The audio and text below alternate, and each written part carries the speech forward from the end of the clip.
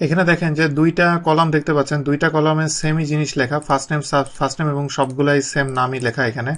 এখন যদি এমন হয় যে আপনি প্রথমটা এখানে আছে এবং দ্বিতীয়টা আপনি ইনপুট দিয়েছেন, দিয়ে এখন আপনি কলাম টু কলাম চেক করে দেখতে যাচ্ছেন যে সবগুলার নাম এখানে ঠিক আছে কিনা, নাম একটু এদিক ওদিক হয়েছে কিনা, এটা যদি আপনি চেক করতে চান সেটা আপনি চেক করবেন কিভাবে দেখেন। এখানে টেক্সটের ভিতরে একটা এক্সাক্ট ফাংশন আছে, এক্সাক্ট ফাংশনের মাধ্যমে আপনি কম্পেয়ার করে দেখতে পারবেন যে নামগুলা ঠিকঠাক মতো শো করছে কিনা। যদি শো করে ট্রু দেখাবে, শো না করলে মানে শো না, এটা কম্পেয়ার করে যদি সে এক্সাক্টটা না পাই, এক্স্যাক্টলি না মেলে, তাহলে সে ফলস দেখাবে।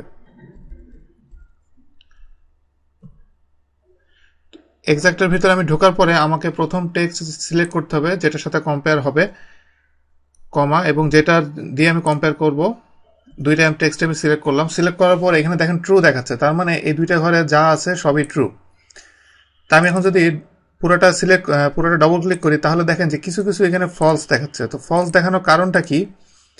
এখানে দেখেন যে ফলস দেখানোর কারণ হলো দুইটার নামই ঠিক আছে, কিন্তু এটা একটার মাঝখানে একটা স্পেস আছে। স্পেসটা যদি আমি সরিয়ে দিই, তাহলে দেখেন যে এটা ট্রু হয়ে যাবে। এরপরে এখানে দেখেন এটা ফলস দেখাচ্ছে, তার মানে এখানে বোঝা যাচ্ছে যে এটা হলো কেস সেন্সিটিভ। কেস সেন্সিটিভ হলেও এটাকে ফলস দেখাবে। আমি এটা চেঞ্জ করে দিলাম।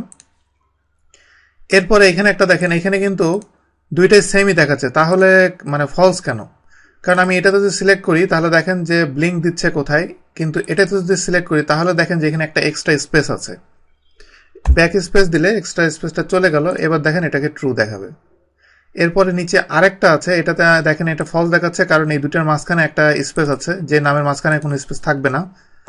তো এটা দিলে এটা ট্রু হয়ে যাবে। তো এটা আপনার মানে ডাটা অ্যানালাইসিস বা ভেরিফিকেশনের জন্য খুবই ইম্পর্টেন্ট এই টুলসটা, এটা অনেক দরকার হয় অনেক সময়। আর আরেকটা ফাংশন দেখাবো এখানে, ডলার ফাংশন।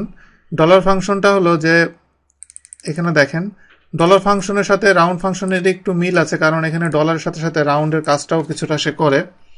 যেমন আমি এখানে ডলার দিলে প্রথমে নাম্বার দিলাম, নাম্বার দিলে সে এটাকে ডলারে কনভার্ট করবে। ডলারে কনভার্ট করার পর আমি কত ডেসিমেল প্লেস পর্যন্ত নিতে চাই, আমি যদি 0 দিই তাহলে পয়েন্টের পরে সে কোনোটা অপশনই রাখবে না।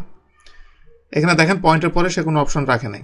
আমি যদি 0 না দিয়ে এখানে 0 জায়গায় 2 দিই, তাহলে পয়েন্টের পরে 2টা ডেসিমেল প্লেস পর্যন্ত সে এখানে শো করবে। এরপরে আমি যদি এখানে 2 না দিয়ে -2 দিই, তাহলে দেখেন সে এখানে ভ্যালুটা হলো 4547, এখানে 47 যেটা, এইটাকে সে 0 করে দেবে, সোজা কথা রাউন্ড করে দেবে সে -2 দিলে। এটা দেখেন এখানে মাইনাস, এভাবে রাউন্ড করে দিল। তো এর একইভাবে এখানে দেখেন যে ডলারের সাইন যদি আমি নিচের এইগুলো আমি অ্যাপ্লাই করি, এখানে এগুলো কিন্তু আপনার মাইনাস ভ্যালুতে আছে। এগুলো আপনি যদি ফিনান্সিয়াল সাইডে কাজ করেন তাহলে অনেক জায়গায় অনেক নেগেটিভ ভ্যালু নিয়ে আপনাকে কাজ করতে হবে।